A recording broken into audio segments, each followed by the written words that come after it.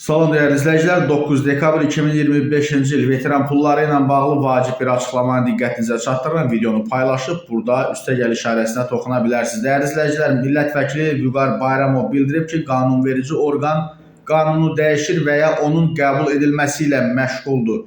Pensiya kapitalının indeksləşdirilərək artırılması əmək pensiyaları haqqında qanunla tənzimlənir. Yəni bunlar qanunla tənzimlənən və qanunun tələbinə uyğun olaraq həyata keçirilən artımlardır. Ehtiyac meyarı o cümlədən yaşayış minimumu da qanunla tənzimlənir.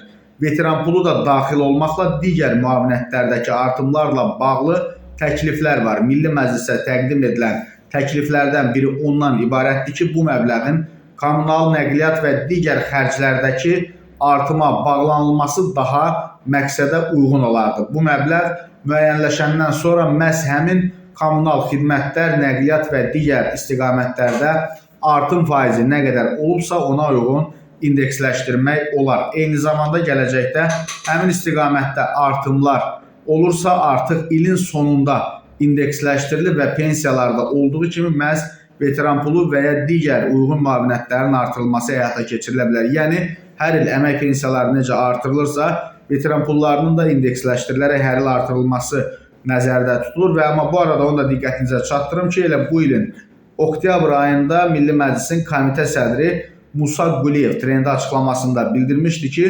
2026-cı ildə veteranlara verilən təqaüdün artırılması nəzərdə tutulmur.